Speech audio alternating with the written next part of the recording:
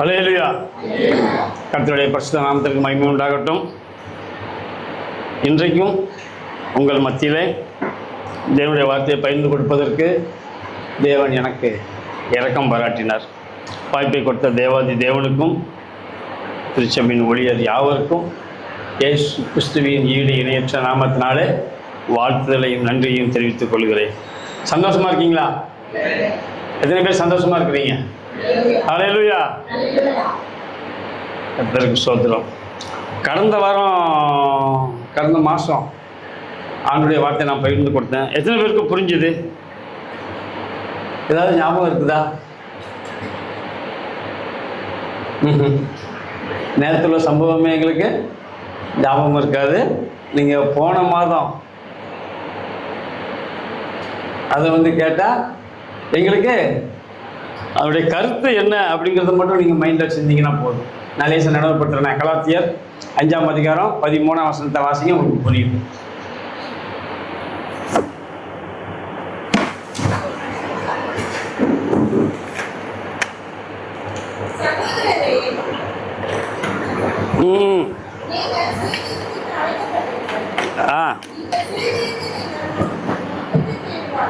சுயாதீனத்திற்கு அழைக்கப்பட்டீர்கள், சுயாதீனத்தை மாம்சத்துக்கு ஏதுவாக அனுசரியாமல். அவ்வளோதான். இதுதான் அதனுடைய கருப்பொருள். நம்ம அழைக்கப்பட்டிருக்கோம். சுயாதீனத்தில் எல்லாவற்றையும் செய்ய முடியும். நமக்கு சொந்த விருப்பம் இருக்கிறது. நம்முடைய விருப்பத்தின்படி எல்லாத்தையுமே செய்ய முடியும். ஆனால் ஆண்டவர் சொன்னார், வேதம் சொல்லுகிறது, ஆமாம், கலாத்தியருக்கு எழுதுகிறார், உங்களுக்கு சுயாதீனம் இருந்தால் கூட அந்த சுயாதீனத்தின்படி உங்கள் விருப்பத்தின்படி நீங்கள் என்ன செய்யாதீங்க, எல்லாவற்றையும் செய்யாதீங்க. அன்பினாலே ஒருவருக்கு ஒருவர் ஊழியம் செய்யுங்கள். ஆவியினாலே நடத்தப்படுவதை குறித்து நான் உங்களோட பேசிகிட்டு இருந்தேன். சரி, உங்களுக்கு அது புரிஞ்சிருக்கும்னு நினைக்கிறேன். புரியலன்னா ஆண்டவர் உங்களுக்கு உதவி செய்யட்டும். இன்னொரு நாளில் கர்த்தருக்கு சித்தமானா நம்ம அதை குறித்து தியானிக்கலாம். இப்போ வாசிங்களா, மார்க் எழுதின சுவிசேஷம் 9ஆம் அதிகாரம் 23ஆம் வசனம். மார்க் எழுதின சுவிசேஷம் 9ஆம் அதிகாரம் 23ஆம் வசனம். இயேசு அவனை நோக்கி, நீ விசுவாசிக்க கூடுமானால் ஆகும். ஆண்டவர் சொல்றாரு, ஒரு மனிதனை பார்த்து இயேசு அவனை நோக்கி, நீ விசுவாசிக்க கூடுமானால் ஆகும். விசுவாசிக்கிறவனுக்கு எல்லாம் நமக்கு கூட வேண்டுமானால் நம்ம ஒரு காரியத்தை செய்யணும். என்ன காரியம் அது?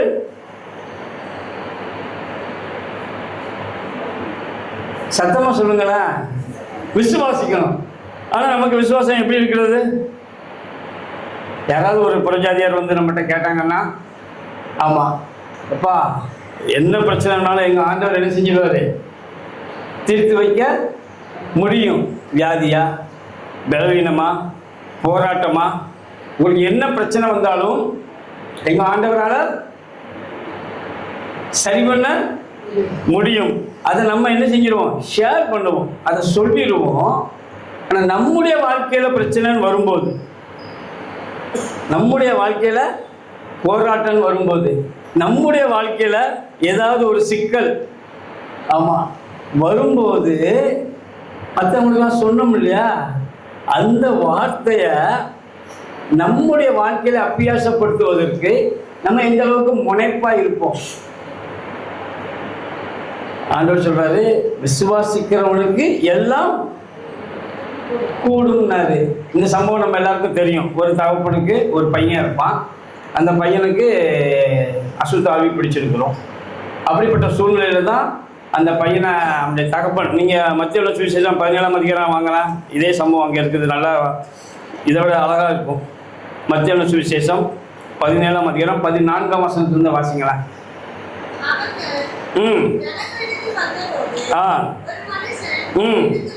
இயேசுவின் இடத்துல வந்து ஆண்டவருக்கு முன்பாக முழங்கால் படிக்கிட்டு, ஆண்டவரே, அவன் சொல்றான், எனக்கு இறங்கும் என்று சொல்லல. அவன் சொல்றான், கவனிங்களேன், என் மகனுக்கு ஒரு தகப்பனுக்கு எவ்வளவு வேதனை இருக்கும் தெரியுமா? ஒரு பிள்ளைக்கு உடம்பு சரியில்லைனா, அவன் வாலிப பையனா இருந்தா உடம்புல சரியில்லைன்னா ஒரு தாய்க்கு ஒரு தகப்பனுக்கு எவ்வளவு வேதனை இருக்கும். வெளியே கூப்பிட்டு வர்றதுனால தகப்பனார் கூப்பிட்டு வந்திருக்கிறாரு. இயேசு நடத்துல போய் நம்ம நினைச்சலாம் ஒரு அற்புத சுகத்தை நம்ம எப்படியாவது பெற்றுக்கொள்ளலாம் என்று. ஆனா இவன் வந்து சொல்றான், எனக்கு இறங்கும் என்று சொல்லல, என் மகனுக்கு என் பையனுக்கு இறங்கும். கொடிய வேதனைப்படுகிறான்.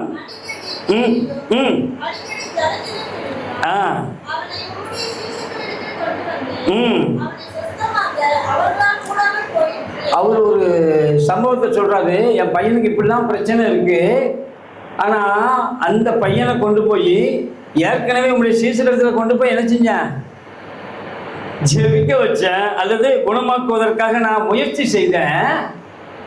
சீசர்களால கூடாம போயிடுச்சு. இப்படிப்பட்ட ஒரு சூழ்நிலையில தான் மார்க்ல சொல்றாரு, நீ விசுவாசிக்க கூடுமானால் ஆகும், சீசர்களால கூடாம போயிற்று, நீ விசுவாசித்தால் எல்லாம். எத்தனை பேருக்கு புரியுது? சீசர்களால என்ன செய்ய முடியல, குணமாக்க முடியாத ஒரு சூழ்நிலை. நம்ம எல்லாரும் நினைப்போம், இந்த பிரச்சனைக்கு தீர்வு இல்லை, இந்த பிரச்சனைக்கு இனி வாய்ப்பே இல்லை, அவ்வளோதான், இனி நம்ம எழுந்திருக்க முடியாது, இனி நம்மளால ஜெயிக்க முடியாது. உலகம் சொல்லும், நம்ம அறிவு சொல்லும், நம்முடைய அனுபவம் சொல்லும், நம்மளை விட வயது மூத்த அனுபவம் வாய்ந்தவர்கள் கூட சொல்லுவார்கள். இயேசுவோடு கூட இருந்த சீசர்களால கூடாமல் போன, முடியாமல் போன ஒரு காரியத்தை பற்றி தான் ஆண்டவர் பேசுறாரு. நீ விசுவாசிக்க கூடுமானால் ஆகும், விசுவாசிக்கிறவனுக்கு இது மட்டுமல்லப்பா, இதோட பெரிய பிரச்சனை இருந்தா கூட நீங்க பயப்படக்கூடாது. ஆனா எத்தனையோ முறை நம்ம அந்த வசனத்தை வாசிருப்போம், நீ பயப்படாதே, நான் உன்னுடனே. எல்லாம் ரம்மியமா இருக்கும்போது, எல்லாம் நமக்கு சாதகமா இருக்கும்போது, எல்லாம் நமக்கு ஆமா அனுகூலமா இருக்கும்போது இந்த வசனத்தை நம்புவது ரொம்ப எளிது, ரொம்ப ஈஸி. ஆனால் சூழ்நிலை நமக்கு சாதகமா இல்லாத நேரத்தில் இனி வாய்ப்பே 4th ஸ்டேஜ் போயிட்டுருவாங்க, மருத்துவம் சொல்லும். ஆமா, இனி குணமாக்கவே. எனக்கு ஒரு அற்புதமான சாட்சி உண்டு, உங்களுக்கு அது இப்போ சொன்னால் பிரயோஜனமாக இருக்கு என்று நான் விசுவாசிக்கிறேன். நான் ஒரு வாலிபனாக இருக்கும்போது 13, 14 வாலிபன் இல்லையா, இளம் வயதாக இருக்கும்போது எனக்கு ஒரு வியாதி உண்டு. என்ன வியாதி அப்படின்னா, ஒரு மாதத்துக்கு ஒரு தடவை என் உடம்பெல்லாம் அந்த மூட்டைப்பூச்சி கடிச்சா, கொசு கடிச்சா கூட இப்போ பெருசாக தடுக்கிறது இல்லை, மூட்டைப்பூச்சி பார்த்துருக்கீங்களா, அதெல்லாம் கடிச்சதுன்னா உடம்பெல்லாம், கம்பளி பூச்சி ஏறினா இப்படி இருக்கும், அப்படி உடம்பெல்லாம் தடுத்துடும். பயங்கர பசினா நீங்கள் 3 நேரம் சாப்பிட்றத நான் ஒரே நேரமாக சாப்பிட்ருவேன், அது நல்லா இருப்பேன். ஆமாம், அவ்வளோ பசி, அப்போற பசி. சாப்பிட்ட மாதிரி இருக்கும், திரும்ப சாப்பிடுவேன், சாப்பிட்ட மாதிரி இருக்கும், திரும்ப சாப்பிடுவேன். எங்கள் அப்பா என்னை கூப்பிட்டு போய் எல்லா மருத்துவர்கிட்டையும் காட்டினாங்க, பெரிய பெரிய ஆஸ்பத்திரியெல்லாம் கூப்பிட்டு போனாங்க. ஆனால் சுகம் கிடைக்கல. அதுக்கப்புறம் என்னென்ன டெஸ்ட்லாம் எடுக்கணுமோ எல்லாத்தையும் எடுத்து பார்த்துட்டு மருத்துவர் சொல்லிட்டாங்க, நீங்கள் இது அலர்ஜி மாதிரி தான் இருக்குது, நீங்கள் ஸ்கின் டாக்டர்கிட்ட, தோல் சம்மந்தப்பட்ட மருத்துவர்கிட்ட கூப்பிட்டு போங்கன்றாங்க. எங்கள் அப்பா அங்கேயும் என்னை கூப்பிட்டு போனாங்க. அங்கே போனால் அவர் மறுபடியும் முதல்ல எல்லா டெஸ்ட்டையும் எடுத்தாங்க, அவங்களுக்கு தேவையான எல்லா மருத்துவ பரிசோதனையும் செய்தாங்க. செஞ்சுட்டு அவரால் கண்டுபிடிக்க முடியல. மோகன்தாஸ், அப்போ நான் சொல்ல ஒரு 30 வருஷம் 40 வருஷத்துக்கு முன்னால். ஆமாம், மோகன்தாஸ்னால் தூத்துக்குடியில் ரொம்ப ஃபேமஸ் ஸ்கின் டாக்டர். அவரால் அதை என்ன செய்ய முடியல, கண்டுபிடிக்க முடியல. பெரிய மருத்துவமனை. எங்கள் அப்பாவுக்கு ரொம்ப சோர்வு. இந்த பிள்ளையினுடைய தகப்பன் எப்படி என் பையனுக்கு, அவன் மார்க்கில் சொல்லுவான், நீ ஏதாகிலும் செய்யக்கூடுமானால். மார்க் வாசிங்களா, 23 நினைக்கிறேன், 9:23 நினைக்கிறேன்.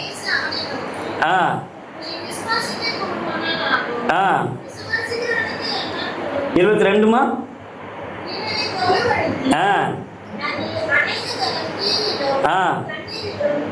தள்ளிட்டு கேட்குறான், கெஞ்சுறான், நீர் ஏதாகிலும் செய்யக்கூடுமானால் எங்கள் மேல், இப்போ 2ஐயும் சேர்த்துக்கிட்ட, அப்பாவும் பிள்ளையும் சேர்த்துக்கிட்ட, எங்கள் மேல் மனதிறங்கி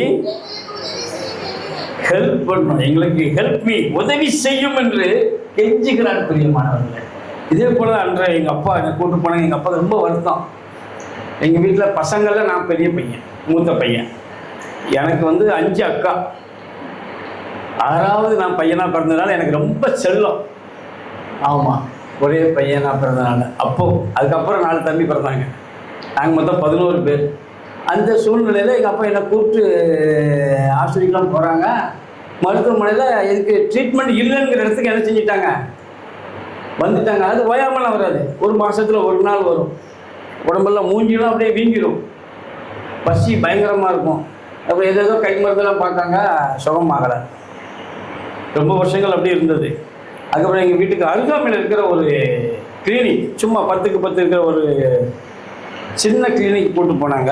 அவர் என்ன அப்படியே பார்த்து டெஸ்ட் பண்ணிவிட்டு வாய் நாக்கு எல்லாத்தையும் சோதனை செய்தார். அவர் என்ன படுக்க வச்சு வயிற்று அமுக்கி பார்த்துட்டு, வேறு ஒன்றும் பிரச்சனை இல்லை, வயிற்றுக்குள்ள ஒரு பெரிய புழு கூடு. ஆமாம், என்னுடைய ஆகாரத்தெல்லாம் சாப்பிடக்கூடிய புழு கூடு தான் இருக்குது.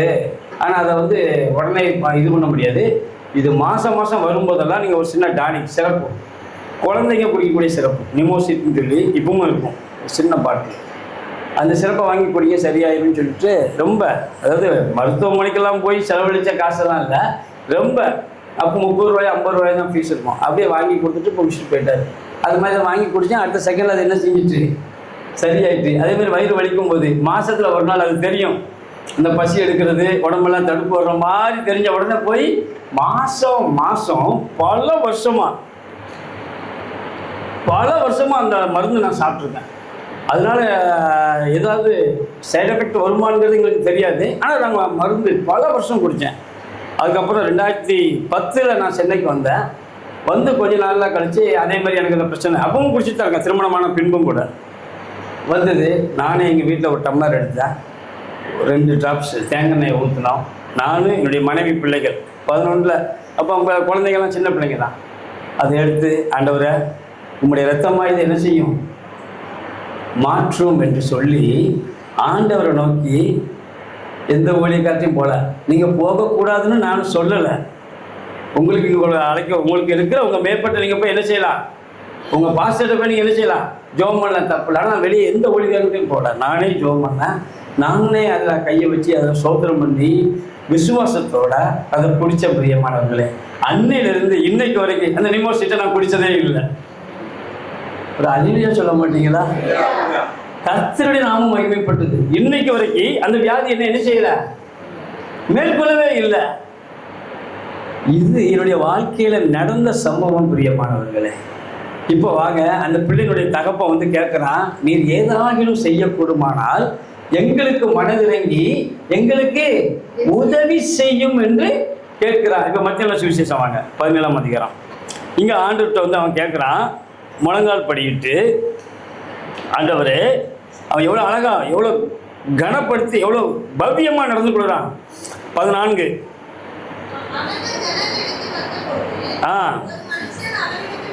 வந்து முழங்கால் படியிட்டு, ஆண்டவரே என் மகனுக்கு இறங்கும்,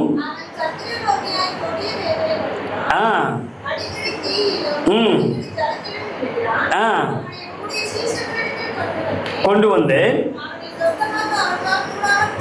அவர்களால் கூடாமல் போயிற்று என்றார். இயேசு அவனுக்கு பிரதியுத்தரமாக, யாருக்கு பிரதியுத்தரமாக? சீசர்களுக்கு பிரதியுத்தரமாக, விசுவாசம் இல்லாத, யாரை பார்த்து சொல்கிறார்னா சீசர்களை பார்த்து சொல்றாரு. விசுவாசம் இல்லாத அன்பின் சீசர்களை பார்த்து ஆண்டவர் சொல்லுகிறார், விசுவாசம் இல்லை என்றால் என்னையும் பார்த்து ஆண்டவர் சொல்லுவாரு, விசுவாசம் இல்லாத மாறுபாடுள்ள. உங்களுக்கு விசுவாசம் எவ்வளவு பிரதானமானது உங்களுக்கு புரியும் நினைக்கிறேன். சீசர்களை பார்த்து சொல்லுகிறார், விசுவாசம் இல்லாத மாறுபாடுள்ள சந்ததியே, எது வரைக்கும் நான் உங்களோடு இருப்பேன், எது வரைக்கும் நான் உங்களிடத்தில் பொறுமையா இருப்பேன், அவனை என்னிடத்தில் கொண்டு வாருங்கள் என்றார்.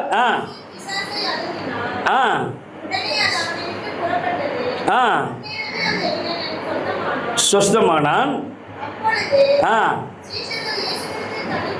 இப்போ தனியா கூப்பிட்டு ஆண்டவர்கிட்ட சீக்கிரம் கேட்கிறாங்க, ஆண்டவரே அதை துரத்தி விட எங்களால் ஏன் நல்ல ஒரு நற்கிரியை பிரியமானவர்களே. அவங்க பாருங்களேன், தனியா ஆண்டவர்கிட்ட வந்து, ஆண்டவரே இந்த அற்புதத்தை செய்ய எங்களால ஏன் கூடாம போயிடுச்சுன்னு கேள்வி கேட்குறாங்க. தொடர்ந்து வாசிங்க. அதற்கு இயேசு என்ன காரணமா? அதை பார்த்தா பயங்கரமான பிசாசா தெரியுது. அது பாட்டுக்கு தீயிலும் தள்ளினும் அவனை என்ன செய்யிட்டு தள்ளிட்டு, இது பார்த்தா மோசமா தெரியுது. இதை நம்மளால துரத்த முடியுமோ முடியாதோன்னு நம்மளுக்குள்ள என்ன வந்துட்டு சொல்லுங்களா? அவிஸ்வாசம் அவிஸ்வாசம் ஒரு மனுஷனுக்குள்ள வருமானா பிரியமானவர்களே? அவன் ஆண்டவர்கிட்ட எதையாகிலும் பெறலாம் என்று கூட நினைக்க கூடாதான். யாக்கோபுல சொல்றாரு, ஒரு மனுஷனுக்கு அவிஸ்வாசம் உள்ள வந்துட்டுனா அவன் தேவனிடத்துல எதையாகிலும் பெறலாம் என்று கூட நினைப்பதற்கு தகுதியை இழந்துடுறான். அப்போ ஆண்டவரிடத்துல எதையாகிலும் பெறலாம் என்கின்ற தகுதியை நான் பெறணும்னா ஃபர்ஸ்ட் எனக்கு என்ன வரணும்? விசுவாசம். உறுதியான விசுவாசமா இருக்கணும். இந்த ஆண்டவர் சர்வத்தையும் செய்ய வல்லமை உள்ளவர், அதை நீங்க விசுவாசிக்கணும். பாருங்களேன், உலகத்தானு கூட தெரியுது, இந்த வானத்துக்கு எங்கேயாவது பில்லர் போட்டு வச்சிருக்காங்களா? ஒரு வீடு கட்டணும்னா எத்தனை பில்லர் போட இருக்கு? ஒரு 600 ஸ்கொயர் ஃபீட் வீடு கட்டணும்னா எவ்வளவு பில்லர் போடுறாங்க இல்லையா? எவ்வளவு ஆழம் போடுறாங்க? 30 மாடி கட்டுறதுக்கு எவ்வளவு ஆழம் குழி தோண்டி இருக்கிறாங்க. அதுக்கப்புறம் எவ்வளவு உயரம் அந்த பில்லர் போடுறாங்க, எவ்வளவு நீளம் போடுறாங்க, எவ்வளவு அகலம் போடுறாங்க. இந்த வானத்தை வஸ்திரத்தை விரிச்சது மாதிரி அப்படியே விரிச்சு வச்சிருக்காரு பாருங்களா. எங்கேயாவது ஒரு பில்லர் இருக்கா? காணப்படுகிறவைகளினாலே உலகத்தான் நம்புறான் ஆண்டவரால் எல்லாம் முடியும்னு. ஆனா கிறிஸ்தவர்கள் நம்ம அபிஷேகம் பண்ணப்பட்டவர்கள், அதுக்கப்புறம் விசுவாசிகள், இப்படி அநேக அடைமொழியோடு இருக்கிற நமக்கு ஒரு பிரச்சனை வரும்போது நம்மளால என்ன செய்ய முடியல? இதை ஆண்டவரால் செய்ய முடியும், இதை ஆண்டவரால் தீர்க்க முடியும் என்று நம்மளால என்ன செய்ய முடியல? வேதம் சொல்கிறது, எபிரேயர் 11ஆம் அதிகாரம் 35 நினைக்கிறேன். எபிரேயர் 11:35 10:35 வாசிங்கப்போ. விசுவாசத்தினாலே நீதிமான் பிழைப்பான்.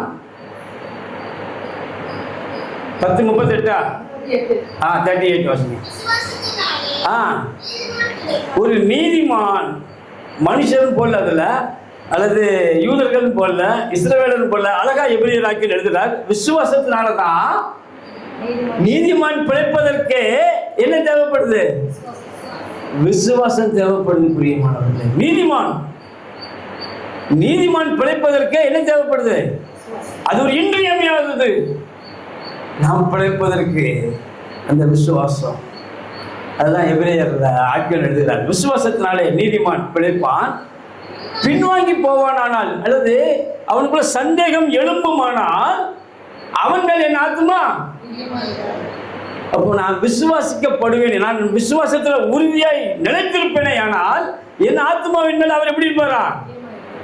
பிரியமா இருப்பார். தேவன் நம்ம மேல பிரியப்படுவதற்கு இதுவும் ஒரு வழி பிரியமானவர்களே. நம்முடைய விசுவாசம் எப்படி இருக்கிறது? ஆபிரகாம்னு ஒருத்தர் இருந்தான். அவன் ஊர் இன்னும் கல்லிலே தேசத்துல இருந்தான். அவனை ஆண்டவர் அழைத்தார். அழைக்கும் போது ஒண்ணுமே இல்லை, அவன்கிட்ட ஒண்ணுமே கிடையாது. அவனுக்கு ஆண்டவரை பத்தி தெரியாது. ஆனா ஆண்டவரை பத்தி ஆண்டவர் வந்து அவனுக்கு தரிசனத்துல பேசுறாரு. சொல்லும் போது அவன் அப்படியே கீழ்ப்படினான். அவன் அப்படியே நம்புறான் பிரியமானவர்களே. அவன் அந்த காலத்துல வாழ்ந்த அநேக ஜாதி ஜனங்கள் இருந்தது. ஆனா ஆண்டவர் ஆபிரகாமை முன்குறித்தார். உங்களையும் என்னையும் ஆண்டவர் முன்குறித்திருக்கிறார் பிரியமானவர்கள். ஒருவேளை குறைவுகள் காணப்படலாம், உங்க சில பலவீனங்கள் காணப்படலாம். மற்றவருடைய பார்வைக்கு நம்ம வந்து தகுதியானவர்களா இல்லையா அந்த கேள்விக்குள்ள நீங்க போக வேண்டாம். ஆனா நம்மை அழைத்தவர் உண்மையுள்ளவர் பிரியமானவர்களே. ஆண்டவர்கள் அவனை அழைத்தார். அவன் ஒண்ணுமே எதிர்பேசல, சந்தேகப்படல, அவன் அப்படியே விசுவாசித்தான். நீங்க 4:17 ரோமர் வாசிங்க.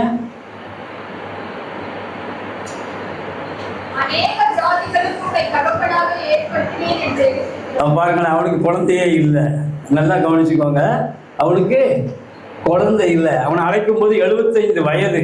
அவனை அழைக்கும் போது 75 வயது ஒரு மனுஷனை, இங்க வா நான் உனக்கு குழந்தை தருவேன், இங்க வா நான் உனக்கு பிள்ளைய தருவேன், வாக்குத்தத்தம் பண்ணினவர் உண்மையுள்ளவர். 75 வயசுல கூப்பிட்டு சொன்னாரு.